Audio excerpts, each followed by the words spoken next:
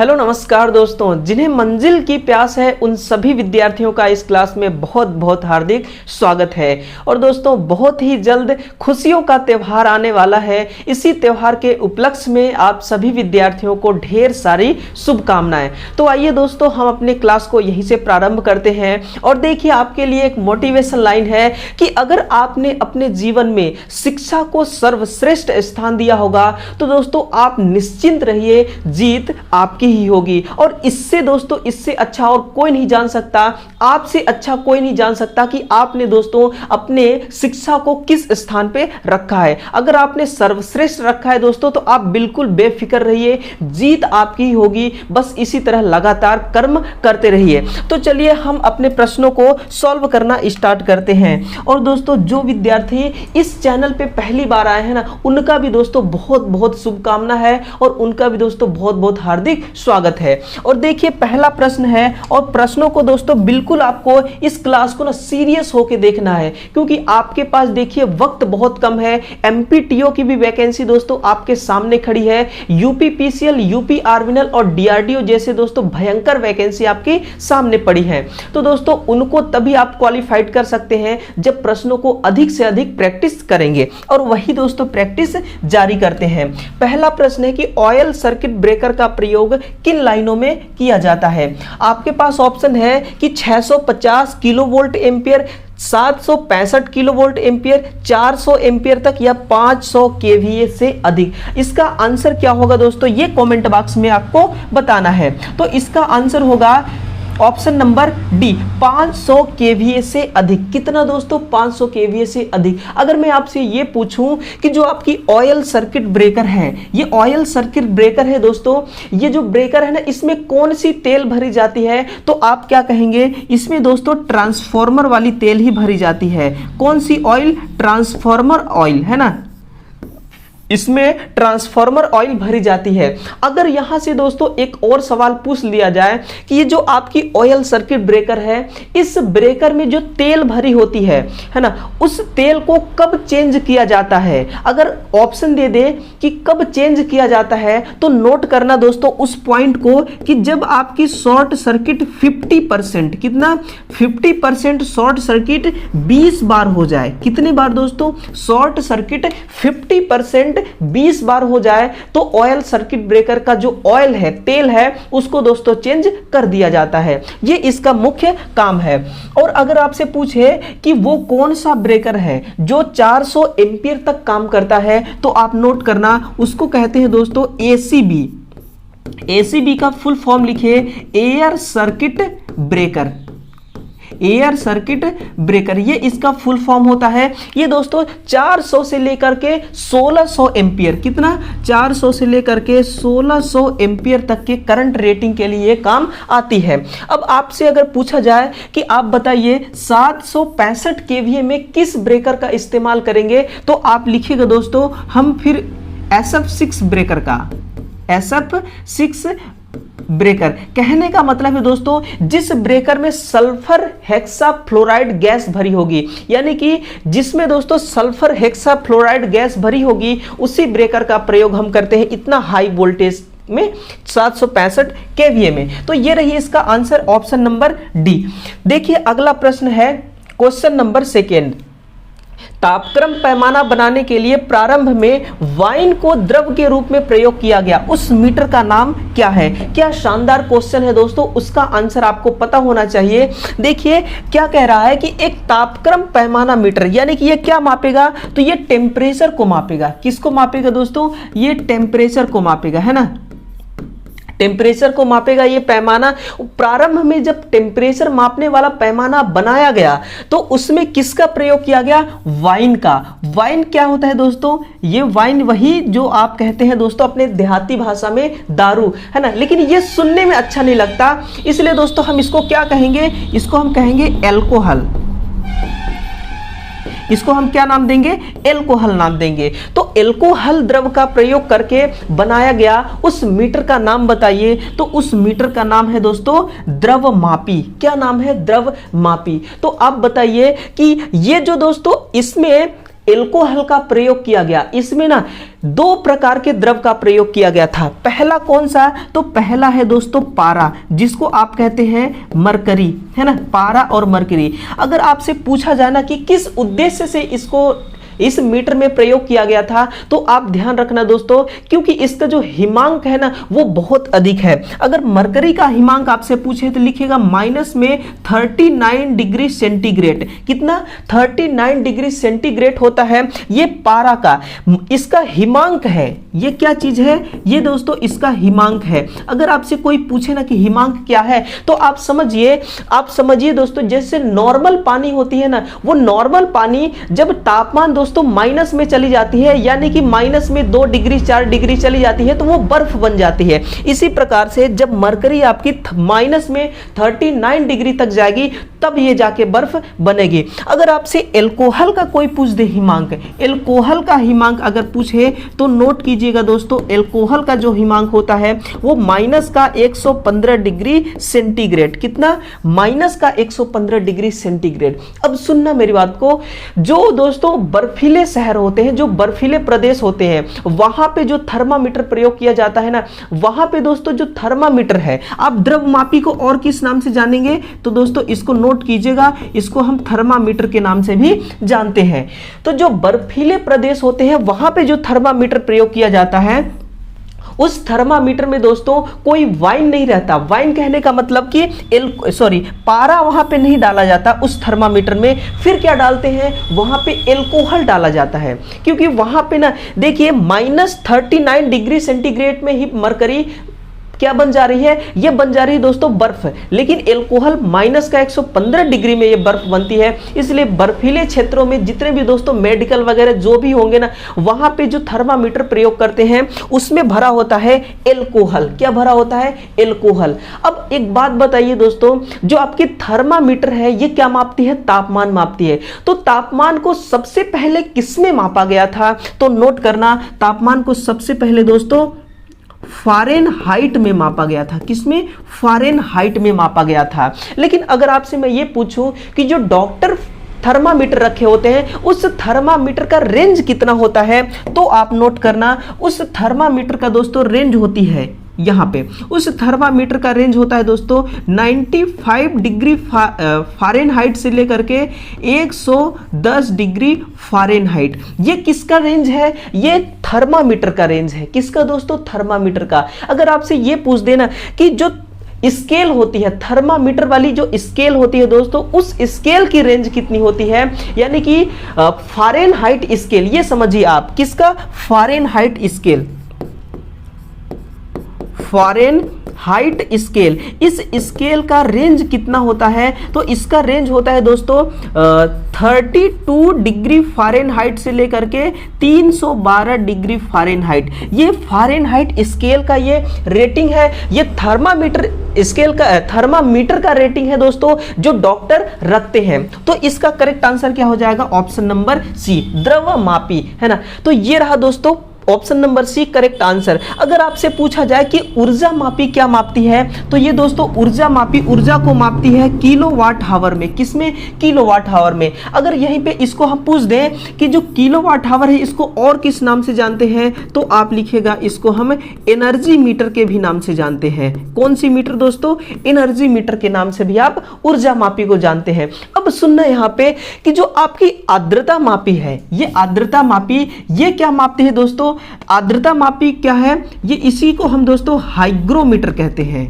Hygrometer इसको कहा जाता है। और ये मापती क्या है? ये दोस्तों मापती है नमी को। किसको मापती है? नमी को मापती है ना। तो दोबारा सुनिए एक बार दोस्तों कि जो आपकी तापमान पैमाना मापने के लिए प्रारंभ में वाइन को द्रव के रूप में प्रयोग किया गया था, उस मीटर का नाम क्या है? द्रव्यमापी। और द्रव्यमापी को ही आप कहते हैं थर्मामीटर। और ध्यान देना, जो थर्मामीटर होता है दोस्तों, जो डॉक्टर थर्मामीटर रखते हैं, उस थर्मामीटर का रेंज कितना होता है? 95 डिग्री फ़ारेनहाइट से लेकर के 110 डिग्री फ़ारेनहाइट तक।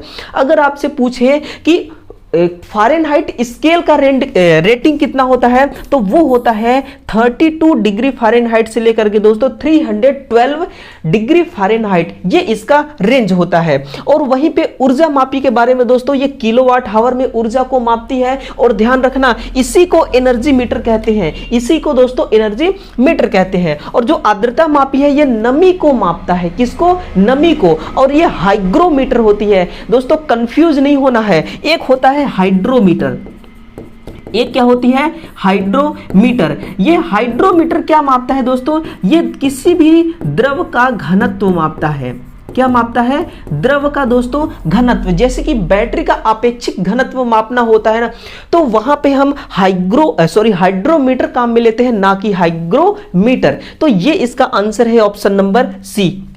आगे क्वेश्चन है, क्वेश्चन नंबर तीसरा, कि निम्नलिखित में से कौन सी मीटर केवल एसी सप्लाई में ही रीडिंग दिखाती है। दोस्तों ध्यान रखना, अगर ये क्लास अच्छी लगे ना तो लाइक जरूर कीजिएगा दोस्तों, और साथ ही साथ आपको इस क्लास को शेयर भी करते रहना है। और आपको दोस्तों बताना है कमेंट करके कि कौन सा क्वेश्चन दोस्तों आपके लिए सबसे इंटरेस्टिंग था, ये कमेंट करके आपको जरूर बताना है। देखिए, निम्नलिखित में से कौन सी मीटर केवल एसी सप्लाई में ही रीडिंग दिखा सकती है, वो होती है इंडक्शन मीटर। कौन सी दोस्तों, इंडक्शन मीटर। अब सुनना, यहां पे जो आपकी इंडक्शन मीटर है ना, अगर मैं आपसे पूछूं कि इंडक्शन मीटर क्या क्या मापती है, एसी की कौन कौन सी राशि को मापती है, तो आप लिखना यहां पे दोस्तों, ये वोल्टेज को भी मापती है। किसको, ये वोल्टेज को मापती है, इसके साथ में ये करंट को मापेगी, फिर ये मापेगी दोस्तों पावर को। किसको मापेगी, ये पावर को। यानी कि करंट, वोल्टेज और पावर तीनों राशियों को मापती है, और काम सिर्फ करती है एसी सप्लाई पे, तो एसी की ही रीडिंग दिखा सकती है। अब देखते हैं कि पीएमएमसी मीटर, ये दोस्तों ध्यान रखना, ये केवल डीसी सप्लाई पे ही काम करती है। किस पे, डीसी सप्लाई पे ही ये काम कर सकती है। और आपसे अगर पूछा जाए कि ये डीसी की कौन कौन सी राशियों को मापती है, तो आपका आंसर होना चाहिए दोस्तों, ये मापेगी करंट और वोल्टेज। ये केवल दोस्तों करंट और वोल्टेज को ही मापती है, ये पावर वावर को कुछ भी नहीं मापती है ना। तो ये रहा PMMC meter. Rectifier type meter, ये रेक्टिफायर टाइप मीटर है दोस्तों, ये क्या मापती है, तो आप ध्यान देना, जो रेक्टिफायर टाइप मीटर है दोस्तों, ये भी केवल एसी सप्लाई पे ही काम करती है। किस पे काम करेगी, ये एसी सप्लाई पे ही ये रीडिंग देती है। और रेक्टिफाई ये क्या मापेगी, ये करंट और वोल्टेज को मापेगी। नोट करना, यहाँ पे ये करंट को भी माप सकेगी और वोल्टेज को भी माप सकेगी। यानी कि आप ध्यान रखना दोस्तों कि जो रेक्टिफायर टाइप मीटर है ना, ये वोल्ट मीटर भी हो सकती है और साथ ही साथ ये करंट मीटर भी हो सकती है, जिसको आप एमीटर कहते हैं, है ना। तो ये रहा ऑप्शन नंबर डी। क्या है कि एमआई रिपल्सन मीटर। अब गौर से सुनना, यहां से ये थोड़ा दोस्तों अलग टाइप का है, ये अलग टाइप का मीटर है। और रिपल्सन मीटर है ना, ये एसी रीडिंग को भी दिखाएगी, और दोस्तों ये किसको किसको, ये एसी को भी दिखाएगी रीडिंग में, और डीसी वाली रीडिंग को भी दिखाएगी। यानी कि एसी और डीसी दोनों सप्लाई पर काम करने वाली है ये। और ये मापती क्या क्या है, तो यही दोस्तों वो मीटर है जो करंट भी मापेगी। नोट कीजिएगा, क्या मापेगी ये करंट भी मापेगी, ये वोल्टेज को भी मापेगी, करंट हो गया, वोल्टेज को भी मापेगी। और दोस्तों ये साथ ही साथ ना पावर फैक्टर को भी मापती है। नोट कीजिएगा, ये पावर फैक्टर को भी मापेगी। और चौथी क्या है, ये फ्रीक्वेंसी को भी मापती है। किसको, ये फ्रीक्वेंसी को भी माप सकती है। तो ये रहे दोस्तों एमआई रिपल्सन मीटर, जो करंट, वोल्टेज, पावर फैक्टर और फ्रीक्वेंसी, ये चारों राशियों को मापती है और काम करती है एसी और डीसी में। तो ध्यान रखना, पावर फैक्टर डीसी में नहीं होता और पावर फैक्टर फ्रीक्वेंसी में नहीं होता, डीसी में फ्रीक्वेंसी और पावर फैक्टर नहीं होती, तो डीसी में दोस्तों केवल ये करंट और वोल्टेज को मापेगी, है ना। तो इसका आंसर क्या हो जाएगा, ऑप्शन नंबर ए इसका करेक्ट आंसर हो जाएगा। अगला क्वेश्चन देखिए, किसी सीरीज लैंप द्वारा हीटर एलिमेंट शांतता की जांच करते हुए यदि एलिमेंट खुला हो तो लैंप कैसा व्यवहार करेगी। ये दोस्तों ने ये कॉमन सेंस वाली सवाल है। कैसा है, कॉमन सेंस वाली क्वेश्चन है। ये आपके लिए इंटरव्यू के लिए भी दोस्तों बड़ा काम आ सकता है, ये परीक्षा में काम आ ही सकता है, साथ ही साथ ये इंटरव्यू के लिए भी काम आएगी। देखिए, एक सीरीज लैंप द्वारा हीटर है, आप मान के चलिए ये हीटर की एक क्वाइल है, ये क्या है दोस्तों, हीटर की एक कॉइल है, ठीक है, ये हीटर की एक कॉइल हो गई। हम इसकी सांत्यता जांच करते हैं। सांत्यता किसको कहते हैं, कंटिन्यूटी, किसको कहते हैं दोस्तों, कंटिन्यूटी को। कंटिन्यूटी की जांच कर रहे हैं तो एलिमेंट खुला है, आप यहां पे सोचिए, देखिए कि ये एलिमेंट यहां से टूटा हुआ है, क्या है, ये खुला हुआ है ना। तो एलिमेंट खुला हो तो लैंप कैसा व्यवहार करेगी, आप सोचिए, यहां पे आप एक लैंप लगा दीजिए, ये क्या है आपका एक लैंप, और इस वाले टर्मिनल को इस लैंप के इससे कनेक्ट करिए और इस वाले टर्मिनल को इससे कनेक्ट करिए, है ना। ये देखिए, ये एक लैंप है। अब बताइए, इसमें अगर हम सप्लाई देते हैं तो क्या ये कहीं से दोस्तों लैंप जलेगी, नहीं जलेगी। क्यों, क्योंकि यहां से कॉइल है ना वो ब्रेक हुआ है, वो टूट गया है, तो क्या ऑप्शन आएगा, नहीं चमकेगी। ऑप्शन नंबर सी इसका करेक्ट आंसर होगा। अगर आपसे ये पूछा जाए कि अधिक कब जलेगी, अधिक कब जलेगी दोस्तों, ये भी जानना बहुत जरूरी है। तो अधिक तब जलेगी जब आप दोस्तों वोल्टेज को बढ़ा देंगे, किसको, वोल्टेज को जब आप बढ़ा देंगे ना, उस कंडीशन में भी अधिक जलेगी। और एक कंडीशन और आती है दोस्तों, जब निर्धारित मान से, नोट कीजिए, जब निर्धारित मान से करंट का जो मान है ना, करंट का मान दोस्तों निर्धारित मान से अधिक हो जाएगा, तो ये कुछ पल के लिए जलेगा, बस कुछ ही सेकंड के लिए ये अधिक चमकेगी, लेकिन तुरंत ही दोस्तों पलक झपकते ही ये फ्यूज हो जाएगी। क्या होगी दोस्तों, ये फ्यूज हो जाएगी। तो दो कंडीशन है, वोल्टेज बढ़ेगी तब पर भी अधिक जलेगी, और निर्धारित मान, जो करंट का निर्धारित मान है उससे भी अधिक अगर करंट प्रवाहित होती है तो बस चंद सेकंड के लिए ये अधिक जलेगी, फिर ये दोस्तों बुझ जाएगी, यानी कि ये समाप्त हो जाएगी। और डीम कब जलेगी, जब डीम तभी जलेगी दोस्तों जब वोल्टेज कम होगा। क्या होगी, वोल्टेज दोस्तों कम होगी, इसी कंडीशन में ये बहुत ही कम जलेगी, है ना। हम इससे रिलेट नहीं कर रहे हैं, ध्यान दीजिएगा, हम इससे रिलेटेड नहीं कर रहे हैं। ये जो आपको एग्जांपल दिया गया है ना, ये एग्जांपल दोस्तों केवल ऑप्शन नंबर 3 के लिए सटीक है, बाकी ऑप्शन नंबर बी और ए के लिए दोस्तों ये एग्जांपल काम नहीं आने वाला है। तो ये आपका option number C correct answer होगा। देखिए अगला प्रश्न है थर्मल पावर प्लांट से संबंधित। इसका आंसर बताइएगा कि थर्मल पावर प्लांट में किस तरह के अल्टरनेटर रोटर का प्रयोग किया जाता है। तो वो कौन सा रोटर है, वो होगा दोस्तों सिलेंड्रिकल रोटर, है ना। तो आप ये बताइए कि सिलेंड्रिकल रोटर जो होता है इसका उद्देश्य क्या है थर्मल पावर प्लांट में इसको प्रयोग करने का। तो इसका एक ही मकसद होता है दोस्तों कि जो आपकी सिलेंड्रिकल रोटर होती है ना, इस रोटर में डिस्ट्रीब्यूटेड वाइंडिंग किया जाता है। कौन सी वाइंडिंग, नोट कीजिएगा, डिस्ट्रीब्यूटेड, इस हिंदी में लिखिए वितरित वाइंडिंग या वितरित कॉइल, है ना। इसमें कौन सी वाइंडिंग किया जाएगा, कौन सी कॉइल लपेटी जाएगी सिलेंड्रिकल रोटर वाइंडिंग में, तो इसमें दोस्तों वितरित वाइंडिंग, जिसको डिस्ट्रीब्यूशन वाइंडिंग कहते हैं, इसको लपेटने का उद्देश्य क्या है। तो एक ही उद्देश्य है कि जो हमें आउटपुट में दोस्तों पावर प्राप्त होगी, आउटपुट में जो हमें अल्टरनेटर के द्वारा पावर मिलेगी ना, उस पावर का जो साइन वेव है, उस पावर का दोस्तों जो तरंग है, ये कैसा होना चाहिए, प्योर साइन वेव। कैसी होनी चाहिए, प्योर साइन तरंग होना चाहिए। उसमें दोस्तों किसी भी प्रकार की हार्मोनिक्स नहीं होनी चाहिए, है ना। हार्मोनिक्स और रिपल्स, हार्मोनिक्स रिपल्स ये नहीं होना चाहिए। तो ये इसका करेक्ट आंसर है ऑप्शन नंबर ए। अब देखिए सेलिएंट रोटर का प्रयोग आप कहां पे करेंगे, तो इसको प्रयोग करेंगे हाइड्रो पावर प्लांट में। कहां पे, हाइड्रो पावर प्लांट में इसका प्रयोग किया जाता है। हाइड्रो पावर प्लांट में हम सेलिएंट पोल का प्रयोग करते हैं, और साइलेंट पोल का दोस्तों इसको हम हिस्टैरिसीस मोटर में, हिस्टैरिसीस मोटर में इसका प्रयोग किया जाता है, ताकि किसी भी प्रकार की कोई आवाज ना हो। और अगर आपसे पूछे कि केज वाइंडिंग का प्रयोग कहां पे करेंगे, केज रोटर का, तो स्क्वायरल केज लिखेगा, स्क्वायरल केज मोटर में, या फिर आप ये लिख सकते हैं कि इंडक्शन मोटर में। कहां पे, इंडक्शन मोटर में भी इसका प्रयोग किया जाता है। तो ये क्वेश्चन दोस्तों ऑप्शन नंबर सी इसका correct answer, sorry option number A इसका सही आंसर होगा। और सिलेंड्रिकल रोटर लगाने का क्या उद्देश्य है ये भी आपने जान लिया दोस्तों, और सेलिएंट रोटर को कहां पे लगाते हैं ये भी आपने देख लिया। तो दोस्तों अब कमेंट करके बताइए कि कौन सी क्वेश्चन आपको सबसे दोस्तों प्रभावित किया और कौन से क्वेश्चन को आपने दोस्तों पहली बार देखा, ये कमेंट करके जरूर बताइएगा। और कमेंट कीजिएगा कि अगला टॉपिक कौन से चैप्टर से चाहिए आपको, वीडियो कौन से चैप्टर से आपको क्लास चाहिए, ये जरूर कमेंट कीजिएगा।